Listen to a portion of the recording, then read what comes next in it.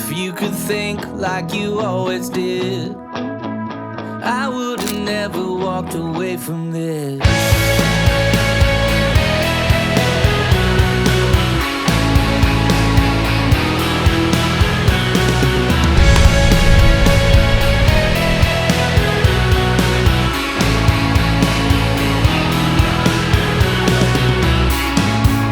When you were walking down the southern lane, I saw you singing with that song again. Before the night looked the same, you could have asked me to do anything. This is the most versatile lens that I own in my kit. Now, a lot of people have written this off and may have forgotten about it due to its low light capability, which we will talk about here shortly and determine whether or not that's actually a factor in what you do. And I'm going to talk about why I chose this one over the more pricier 70-200 2.8 bigger brother to this one, and even what my thoughts are on the brand new 50-150 f2.0, which is twice the cost of this. So this is the Sony 70-200 f4 OSS II Macro. This is the smaller version of their 2.8 70-200 lens. This is f4 constant aperture all the way through the focal distance 70-200. It is optical steady shot and compatible with IBIS and body image stabilization. It is macro as well. It's not technically a true macro, it's a 1:2 magnification. It has internal zoom and silent autofocus, and I mean silent. This is great for video, specifically because of the long range. It's not like you're gonna hear it. But it also is light and compact. It is 15% lighter and 15% smaller than the previous generation of this lens. And the build quality, and it has weather sealing, so it's good for taking it outdoors for sports videography, which is primarily how I use it, both in personal and paid gigs. And it is video friendly, so it's a parfocal design, so meaning all the way through a zoom lens, you're not going to lose focus, and it is really good on focus breathing. As far as physical features on the lens itself, it has 3 focus hold buttons on the barrel of the lens. It has a switch for auto and manual focus directly on the lens, which overrides the camera. It has a full-time DMF switch as well, which allows you to manually focus even while in autofocus, so it overrides that.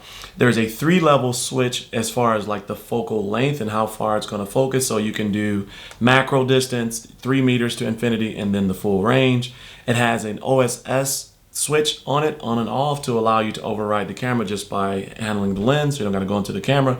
And then it has a 3-mode switch for the OSS, which allows you to basically change how it responds. Basically, like if you're doing a lot of movement versus a less movement, etc., will determine which one of those modes you're going to use.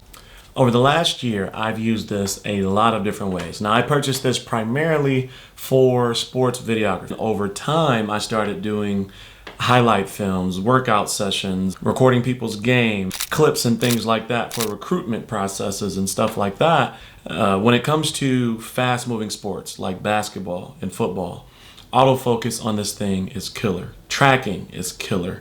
For things outdoors such as cross-country and track, or football even sometimes, depending on where you are, 200 millimeters is really not the best amount of range. This does allow for you to use the teleconverters. You can do a 1.4, you can use a 2x teleconverter, which gives you that longer range. And I've also started using this in APS-C mode because you can expand the range a little bit by switching from full frame to APS-C mode when using a full frame camera like my A7C II.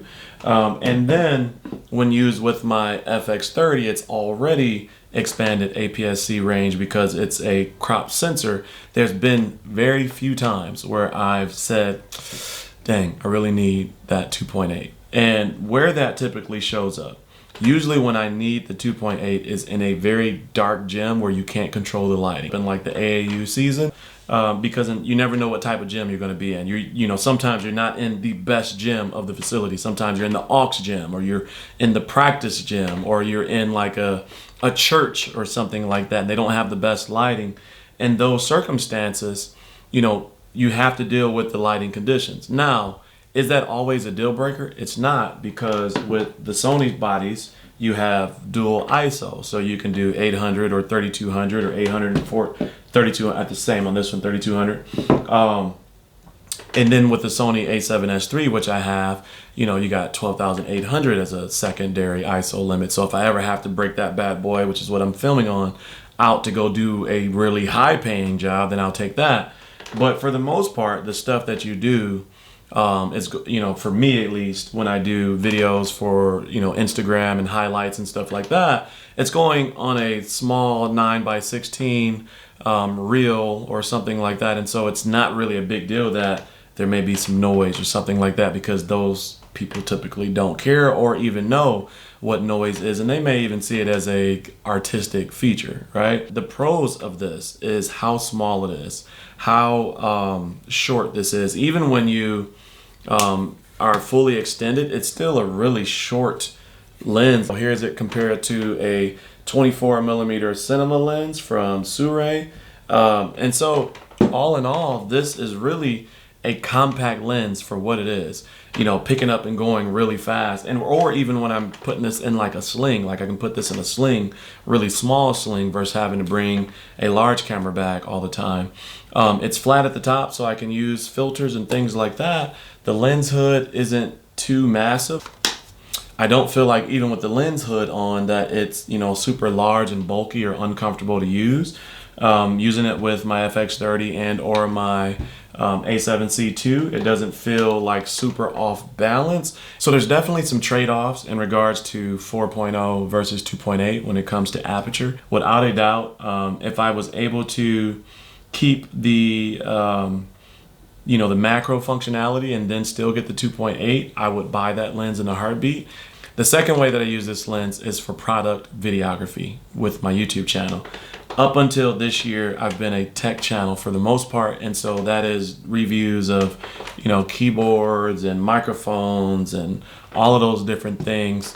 So, because of that, you have to get really good shots, and you still do it in this space, but you have to get really good shots of product. And so not having to have a standalone macro lens has been phenomenal. Now, I know it's a 1:2 magnification, so it's not a 1:1 macro.